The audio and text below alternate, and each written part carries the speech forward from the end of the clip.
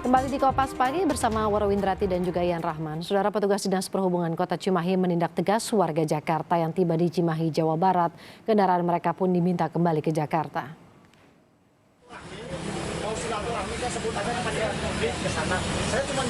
Petugas Dishub Kota Cimahi sempat berdebat dengan pemudik asal Jakarta di checkpoint pengawasan PSBB di kawasan Padasukan Cimahi pada Minggu sore.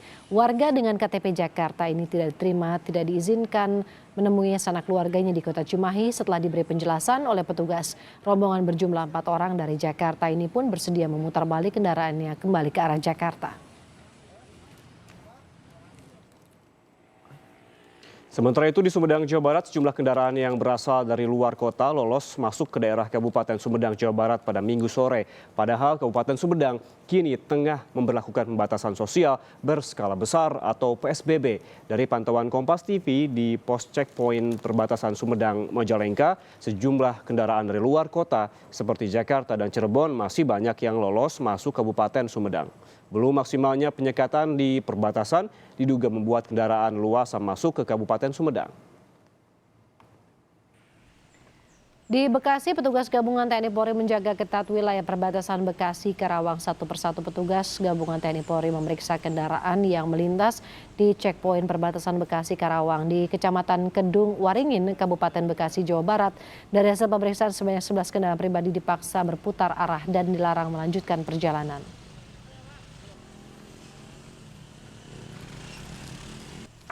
Kita pantau situasi larangan mudik di hari keempat Tol Cikarang Barat, Bekasi, Jawa Barat. Sudah ada jurnalis Kompas TV, Cindy Permadi, yang akan melaporkannya secara langsung.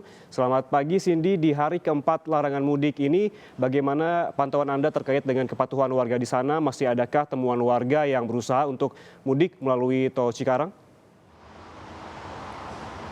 Masih, Ian dan juga saudara, bahkan jumlahnya lebih banyak jika dibandingkan dengan hari kemarin di rentang waktu yang sama. Hari ini dari pukul 12 malam hingga pukul 6 pagi tercatat ada 354 kendaraan yang diputar balik. Dari 354 itu memang masih didominasi oleh kendaraan pribadi. Kalau kemarin hari Minggu juga di jam 12 malam hingga pukul 6 pagi jumlahnya ada 257. Jadi hari ini lebih banyak, hampir 100 kendaraan yang diminta untuk putar balik. Selisihnya kendaraan-kendaraan yang diminta putar balik ini adalah kendaraan yang tidak sesuai dengan syarat, yaitu tidak membawa barang logistik, kemudian juga tidak ada keperluan seperti misalnya bekerja, sehingga akan langsung diminta untuk keluar di gerbang tol Cikarang Barat. Tadi kami pantau sekitar pukul 6 karena adanya juga penyekatan yang dilakukan di kilometer 27 di persimpangan sebelum gerbang tol Cikarang Barat. Ini menyebabkan adanya antrian kendaraan, baik itu kendaraan pribadi, kendaraan atau angkutan umum maupun juga pengangkut logistik. Antrian yang cukup panjang, setidaknya 3 km kalau tadi sekitar pukul 6 pagi. Skemanya masih sama dengan hari kemarin, yaitu diberikan sekat, dia dari 3 lajur, di tengahnya diberikan sekat, sehingga mau tidak mau tentunya kendaraan akan memelankan laju kendaraannya. Kendaraan pengangkut logistik akan diarahkan untuk mengambil jalur yang paling kanan, sementara kendaraan-kendaraan pribadi akan diminta untuk ke lajur kiri. Nanti di lajur kiri ini pihak kepolisian atau dari tim gabungan akan memeriksa satu persatu. Kalau tujuannya adalah untuk bekerja, akan diminta untuk menunjukkan surat tugas atau setidaknya ID card-nya. Namun kalau ternyata diketahui misalnya membawa barang-barang yang banyak, kemudian juga mau pulang kampung atau mau mudik, maka akan langsung diarahkan untuk mengambil jalur paling kiri lagi, yaitu untuk keluar ke gerbang tol Cikarang Barat. Ian. Upaya-upaya apa saja selain yang Anda sebutkan tadi yang dilakukan oleh aparat gabungan di sana untuk menghindari ataupun meminimalkan adanya orang ataupun warga yang hendak untuk mudik? Kita ketahui bahwa memang adanya petugas di setiap titik. Apakah pagi ini sudah sangat disiagakan begitu? Sudah disiagakan sejak tadi pagi, sejak pukul 6 kami lihat sudah dimulai, karena mengingat untuk penyekatan ini juga beroperasi selama 24 jam yang dibagi menjadi 2 shift. Nah, untuk menjaga agar kendaraan-kendaraan yang sudah diminta untuk putar balik atau keluar dari gerbang tol Cikarang Barat agar tidak melanjutkan perjalanannya untuk mudik atau pulang kampung, keluar dari gerbang tol Cikarang Barat juga disediakan atau ada beroperasi pos-pos pemantauan. Tapi kalau untuk keluar dari gerbang tol Cikarang Barat tadi dari petugas infonya dijaga atau berada di wilayah hukum dari Polres Bekasi.